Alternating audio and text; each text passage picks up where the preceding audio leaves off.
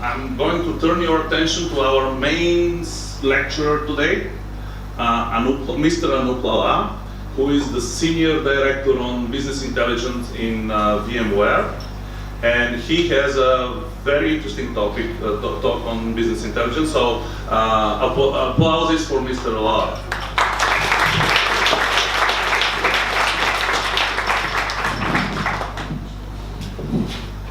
Am I audible? All right. Thank you guys for coming. This is so exciting. When they told me there's a talk with data and alcoholic drinks, it's like two of my favorite topics at the same time. So before I start, I wanted to share a few acknowledgements. Thank you, Engel, and thank you to the Data Society, Sergey, for setting this up here. The VMware team has been absolutely awesome. So Nina, Desiree, Christina, thank you so much for setting this up. Also, I feel I have the luckiest job in the world, right? I can share what the team does, but the team does all the hard work, right? So I'd like to have the team raise their hands who do all the hard work, and they make me look good. Guys, come on. And please network with these guys at the end of this event. They do all the wonderful work. I just get to talk about it. So today, what I'm going to share with you is how we have empowered information consumption in the enterprise. Is this better? Yeah, I was beginning to hear myself. How we powered information consumption in the enterprise. Right?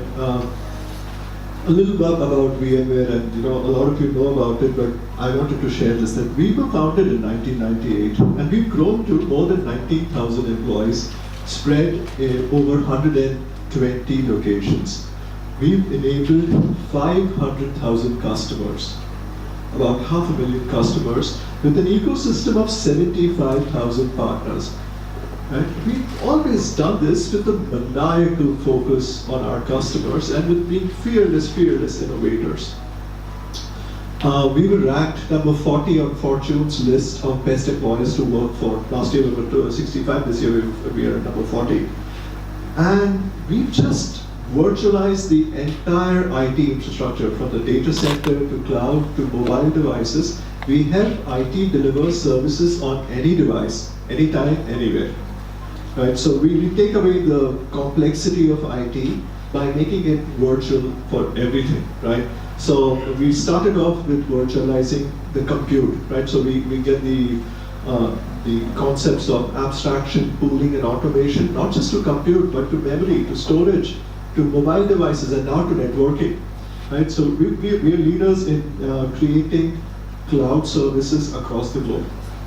And as I shared, we were founded in 1998, and as we were growing, and as we were scaling, and as we were working with new customers and new partners, what we found was, we found ourselves in an internal ecosystem where individual solutions started sprouting throughout the organizations. When customers in different geos were working with partners, were working with customers, they needed to get to the data.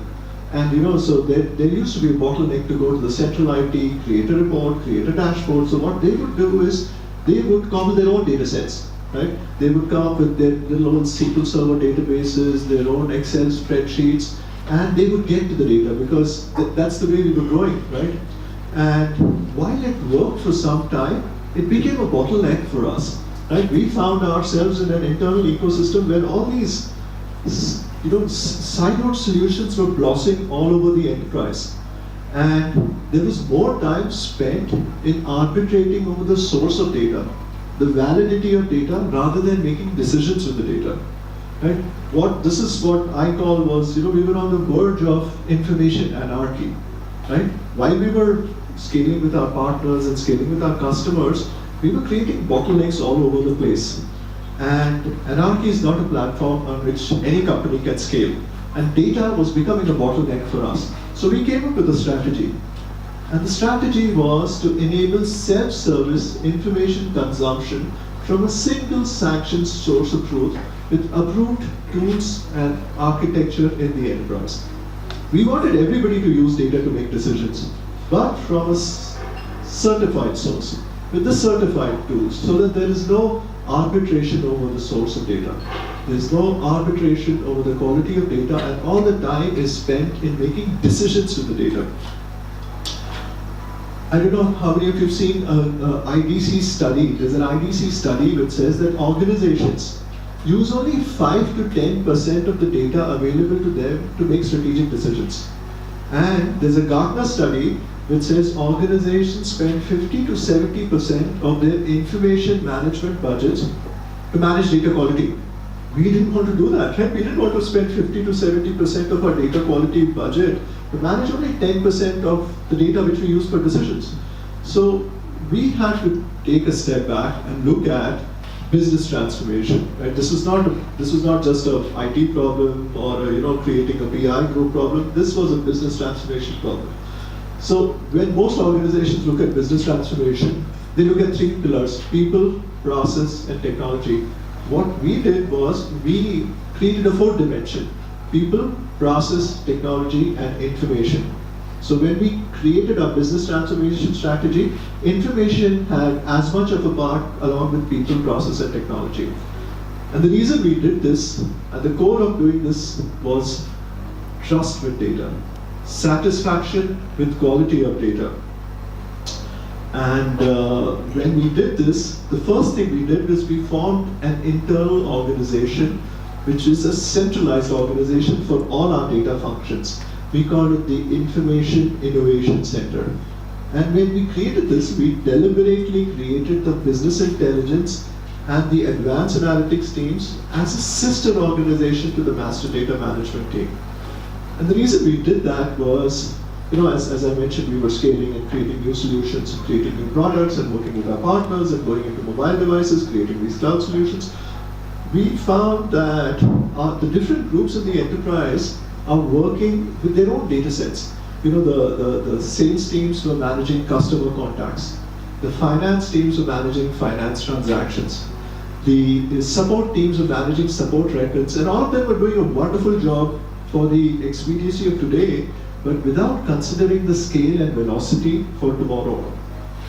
So now what this master data management team has done is they've created a common data language, right? Irrespective of how the data was created or consolidated, all the master data assets are now maintained by the master data management team. So customers, products, contacts, vendors, partners, there's a single source of truth which is maintained by the master data management team.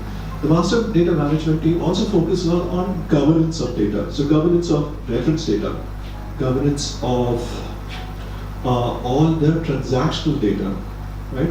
So the master data management team focuses on that as well, and that ensures better data quality in the organization. The other thing after that, what we did was, I told you of these separate data marts which are sprouting all over the place. What we did was we then proceeded to collapse all these data marts into a single enterprise data warehouse environment.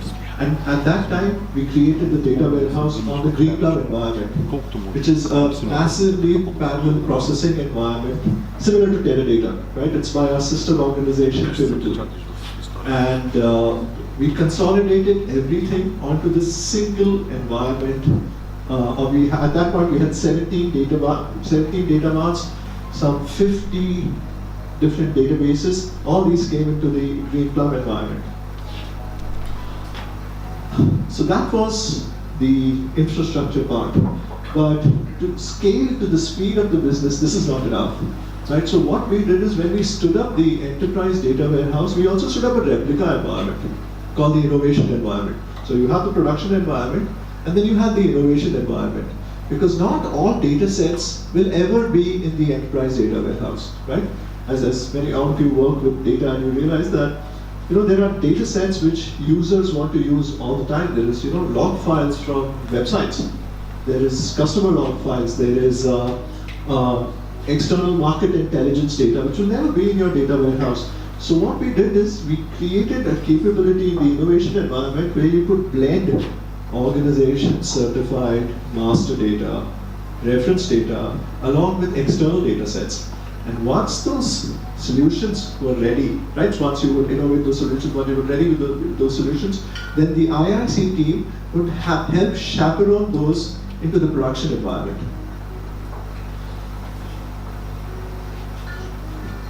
to share a few tenets of why we've been extremely successful with our implementation of a central environment for information consumption. The entire organization was and continues to be on board, right from our CEO to our CFO to all our COOs to the R&D teams, the finance teams, the marketing teams, the sales teams. Everybody is behind this and fully supports this. And then we've defined a fairly robust operating model. Right? As you know, most organizations, all organizations have a fairly robust set of core processes defined. Right? Order to cash, procure to pay, record to report. These are fairly granularly and clearly defined. So we did the same in the information management and consumption space. So how do we get new data sets into the EDW? How do we move users from the innovation environment to the production environment? How do we get solutions migrated over? What are the restrictions and the access policies for sensitive data? All these are fairly granularly defined. And then finally, we learned this, and we learned this the hard way, is we have to strike a balance, right? So we came up with a set of policies and a set of guidelines in terms of what tools to use, what technologies to use, when we want to look at a dashboard, or when we want to do some advanced analytics algorithm, when we use Alpine, when we use R, and so we did all of this. And then we realized that not everything can be a policy. There has to be some policy and some guideline. With a guideline, there is flexibility in terms of how the users choose to use their environment. And the trick here is to strike the balance. To strike the balance between what's a policy and what's a guideline. If you become too rigid, then you start losing the user environment and they start building their own solutions all over the place again. I'll give you an example of one of these guidelines, right, which we started as a policy but now is a guideline. So, as to consume information, so I spoke about how we consolidated all that data into the enterprise data warehouse, but to consume information, we looked at a data visualization environment, right? So the human eye is extremely sensitive to changes in shape and size and pattern and color. So whatever you can show in a report in a spreadsheet format, it's better shown in a graph format if you want certain decisions to be made, if you want visuals to be striking, right? Especially for our executive staff, we created a data visualization environment using Tableau. We also have Airspace, right, which is very, very heavily used by our finance teams. The sales operations teams use OBIEE as to consume the reports. And now we are in the process of moving our enterprise data warehouse from the Greenplum environment to a near real-time HANA environment, which introduces the SAP Business Objects suite of tools, right? Which also does a great job with the transactional reporting type environment. So all these now coexist in the enterprise. There's another unique thing that we did was so most organizations of our size with 19,000 people and about 9,000 people using this environment, reports get lost, right? Dashboards get lost. There are so many out there and people don't know which one to use, and they use this one this quarter, the other one that quarter, and data doesn't make sense. So what we did is we created a BI catalog. So the BI catalog is nothing but, if you guys are familiar with it, it's like an Amazon and Yelp for BI, right? So if you use a dashboard frequently, it will show you other dashboards which are similar to that, right? It is also like a Yelp. So if you use a dashboard at the end of the quarter, like our finance team and Nina's team, and they use it all the time, is for forecasting, they'll look at all the other dashboards in the end, and they'll get an opportunity to comment on it and give it a rating that this dashboard was super useful, or this dashboard really sucked and I didn't like the data. So anybody else who gets to use that dashboard now looks at the comment, right, and looks at the reviews and looks at the feedback, and that creates a whole social collaboration model for business intelligence in the enterprise. This has been hugely successful for us. So like I said, we have 19,000 people in the enterprise, 9,000 people use the corporate BI environment. Out of that, 5,000 are already on the catalog in the first 6 months of implementation. That's a huge adoption success that's happened for us. So I spoke about information anarchy. We didn't cross that, chasm there. But now we're in a state of what I call as information harmony. The sales teams, the finance teams, the marketing teams, the engineering teams, they all go to a central environment to get to the data. And because that is happening, there is a lot of synergy between the solutions. Right? Solutions developed by one group are now leveraged by the other group. Now suddenly we are finding insights into data and creating solutions out of data that never ever existed. The other thing which this has done is it's just improved the synergy and collaboration of the different working groups within the enterprise. Oops. One of these strategies we adopted early on, right? So I spoke to you a little bit about our journey, how we went from from this data jungle of different desktop databases and homegrown spreadsheets and different SQL Server environments below people's desks, which they were hiding, to a corporate environment. And while we were going through this, and while we were generating reports from the enterprise data warehouse, there was a level of chaos. Which reports do we go from? Do we go to this report? Do we go to that report? Before we implemented the catalog. So one of the strategies that has really worked for us is we create a stamp of approval on the reports and dashboards and the outputs of the analytics teams, which come from the centralized corporate enterprise data warehouse environment, right? And it's a simple one. It just looks like this. It's just a simple check mark. And what it says is, if you're looking at this data, it comes from the centralized source. You don't have to worry about the quality of data, the validity of data, the definition of data. You need to spend time making decisions with that data, right? And so what we did was we trained our e-staff and execs early on to start using this. And when they started using this, the rest of the organization followed suit. So now there is a behavior in the enterprise. Whenever they get a report or a dashboard, the first thing they do is they go to the bottom of the page and see whether it's got a check mark. If it's got a check mark, there's no time spent arbitrating and fighting over the quality of data. I also wanted to share, I'm super excited to share this, that all the three groups that I mentioned, business intelligence, master data management, and the advanced analytics teams, we've all received industry awards in the last year or so. So we won the award for best strategy and implementation for BI last year from TDWI. We also won the best award for MDM strategy and implementation this year. And just last week, Ventana Research awarded us the 2016 Innovative Award for the work we are doing around predictive analytics. So the team, like I said, the teams do an awesome job, and I just get to showcase about it, and I just get to show off about it. And finally, I wanted to leave you with a few thoughts. Right? Why we've been successful is we focused on the business. Right? It's not an IT project. It's not standing up a data warehouse and everybody will come. We've always focused on the business. And when we reinvented ourselves as the IIC, one of the first things we did was we created a team to work very closely with business partners, understands their aspirations with data, understand what solutions they want, and work internally to develop them. The second thing was governance. I shared this with you guys earlier, is there has to be a fine balance. You can't use the governance as the Gestapo, right? I mean, you can't say that, this is a governance policy and you will adhere to it. That's the first reason why such endeavors fail.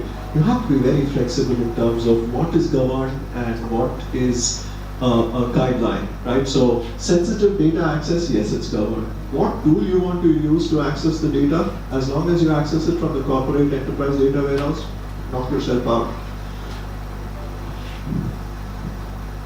Confidence and trust, right? So I think turnaround time, when you work with a business which is moving at the speed of light, the turnaround time is extremely, extremely important. So what we've done is the innovation environment gives us the ability to create prototypes and create proof of concepts and create solutions without waiting for IT to sit and develop their own BRDs and FRDs and MPPs and put it into the production environment, in which we don't have that as a bottleneck. So that's really built that trust and credibility within the enterprise.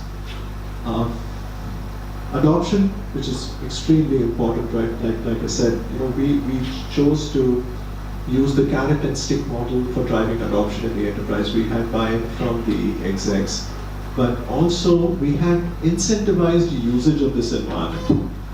And finally, we're super flexible. Whatever I shared with you, right, nothing is set in stone. We keep revisiting guidelines, we keep revisiting policies, we keep revisiting the tools we have, we keep revisiting the best practices in the industry and make sure we are current with everything we do. The last thing I want to share with you is one thing which I shared when we got the award was we created what we call as our total customer experience dashboard, a customer 360 if you will. That has information for all our customers. What have they bought from us? How are they using our products? What are the opportunities? What are the service requests they have raised on our products? What are the NPS scores they're giving us? What is the CSAT survey for the service request that they're raising with us? And when everybody, people right from our exec staff to sales to marketing to finance, anybody when they deal with a customer, they look at that report. So there is no confusion in terms of, well, no, this customer has bought this, no, this customer, no, there's never that, right? So there's always this customer 360 which is used when dealing with a customer, and when customers come to our campus in Palo Alto or Bulgaria or any other place, we look at the customer 360 report before working with them. So that has been super successful for us. And I think that's the last of the canned content I had. And thank you for your time.